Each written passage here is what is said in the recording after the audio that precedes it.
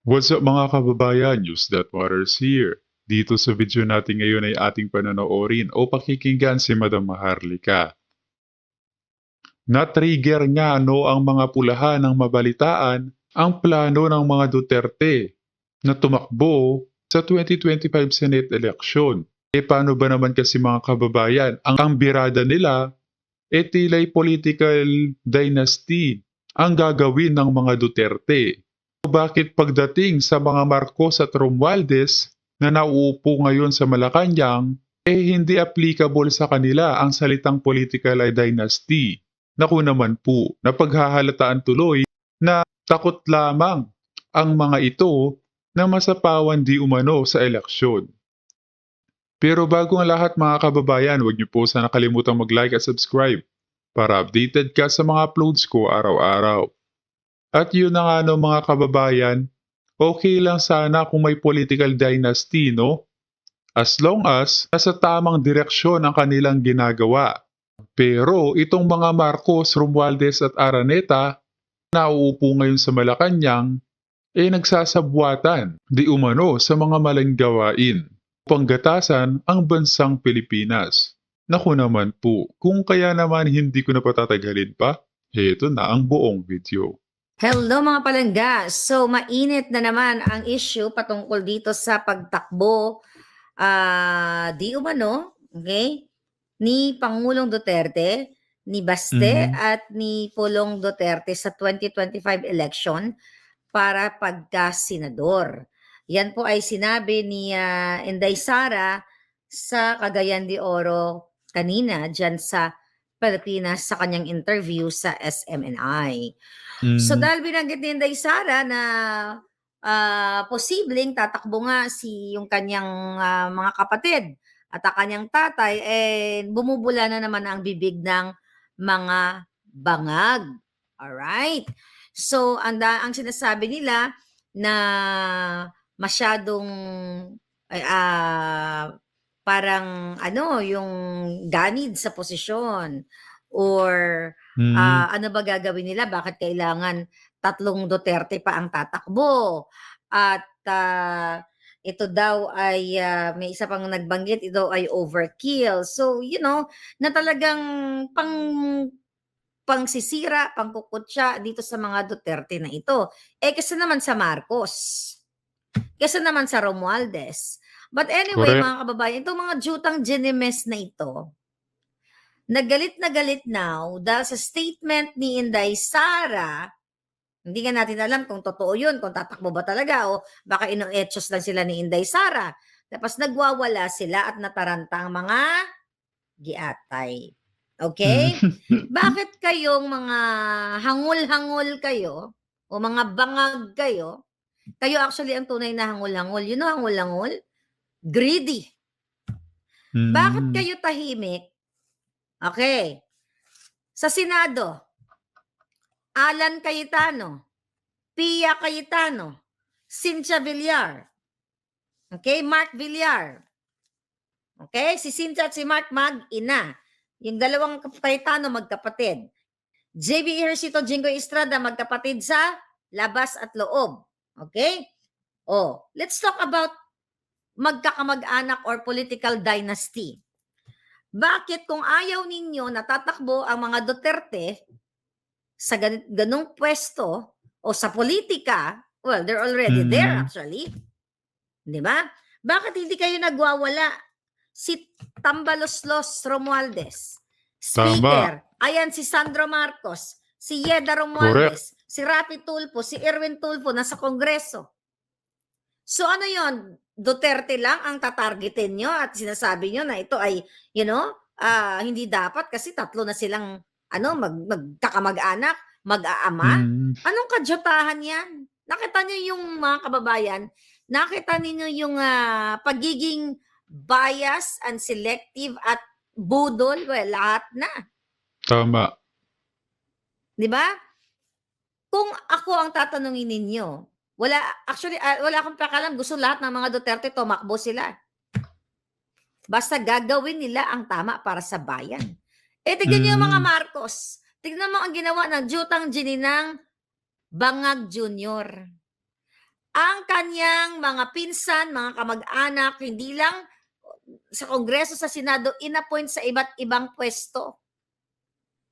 Sa sobrang dami, di ba, na-elaborate na natin dati, andyan si Pinky Romualdez, andyan ang asawa ni Little Amy, okay, na dugo at Hmm. laman ni Kuting. Okay, nasaan pa? Pati mga di umanong kasangkot nila, no? Sa smuggler, kinaupo din di umano sa Malacanang. Naku naman po. Andyan si Yulo, na kamag-anak ni Lisa, sa DENR.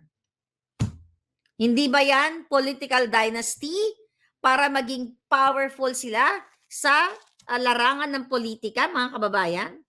Alam nyo, itong Hmm. mga yawa na mga Kongreso at Senado na ito, actually mga kababayan, sinaliksik natin, although narinig nyo naman na ito, na mayroon tayong batas o meron na diyang mandato sa konstitusyon o probisyon ng 1987, ito Article 2, Section 26 na sinasabi, the state shall guarantee equal access to opportunities for public service and prohibit political dynasties as may be defined by law. Okay? So, meron palangga na mandato. Okay? Na kailangan magkaroon ng equal, okay, na oportunidad ang mga Hmm. tao, okay, ang mga Pilipino na tumakbo, okay, at pinagbabawal, mga kababayan, ang sabi dito, and prohibit political dynasty. Okay? Pinagbabawal nila ang what? Ang mga magkakamag-anak. Okay? Nagpasa sila ng batas. Ipinagbabawal nga itong mga magkakamag-anak na ito. But the problem is, mga kababayan, based dito ay hindi maipasa-pasa nitong mga jugok na mga kongresista etong enabling law na kung saan sana ay magkakapagbigay ng mas malinaw, okay, na batas kung ano-ano yung tinatalakay nitong enabling law na ito. Kung ano-ano Hmm. yung constitutional provision na makakapagbigay ng specific kung ano ba ang definition ng political dynasty. Kasi hindi detalyado ang nakasulat sa batas, mga kababayan. Dahil bakit kamo ayaw naman nilang ipasa ang enabling law. Alright? So, merong mandato na bawal yung political dynasty o tinututulan nila, mga kababayan, pero, again, itong mga magkakamag-anak dyan sa Kongreso at Senado, ayaw nilang magpasa ng enabling law, which is, sabi dito, mga kapalangga, ang enabling law, lo ninyo, lo ng mga bangag, okay? An enabling law is needed to, ito ang kailangan, define political dynasty. Okay? Tawag dito, ipaliwanag nila kung ano nga ba daw itong ibig sabihin dito ng political dynasty. Okay, sabi dapat clearly specify what constitutes a political dynasty, including degrees of relationship and scope of positions covered. Merong sinasabi na tinututulan nila, ayon sa ating Constitution now, na tinututulan nila ang pagtakbo ng mga magkakamag-anak, pero walang naipasa, again, ng enabling law na nakaspecify kung ano nga ba, anong degree. Kung second degree ba, third degree pa, husband and wife ba, ganyan-ganyan. Kaya hanggang ngayon, maraming mga magkakamag-anak sa Kongreso at Senado. Kaya patuloy silang tumatakbo. Bakit nila nirereklamo itong mga Duterte? So, ibig sabihin, pag Duterte, bawal na tumakbo yung tatlo kasi galit lang kayo sa Duterte o dahil takot kayo na mailampaso Tama. kayo sa 2025. Then, another thing na Sa tingin ko, Madam Maharlika, takot lamang, no? Ang mga pulahan so kung mangyayari nga na tatakbo itong tatlong Duterte sa Senado, tusot-tusot pagdating sa hearing at mahihirapan silang protektahan ang kanilang mga masasamang gawain. dapat na maipasa ng mga ugok na ito ay ang to set restrictions. Anong ibig sabihin nito? Outline specific prohibitions. I-outline niya, i-specify kung ano yung mga prohibitions such as preventing family members with a certain degree of consanguinity or affinity from holding or running or certain positions simultaneously or successively. Yun nga, hindi nila malagay-lagay itong mga restriction na ito o maipasa-pasa ang batas na ito kasi sila mismo ay lumalabag sa batas at ayaw naman nilang na ipasa ito dahil hindi lang naman ang mga Duterte ang mga magkakamag-anak sa Senado at Kongreso. See that, mga kababayan? Number 3, establish procedures. Detail the process for implementing these restrictions such as guidelines for the Commission on Election and other relevant bodies. So walang establishment of procedures. Kasi ayaw nga nilang gawin. Pero gusto nila ipataw dito sa mga Duterte itong political dynasty na mandato na hindi malinaw ang prohibition.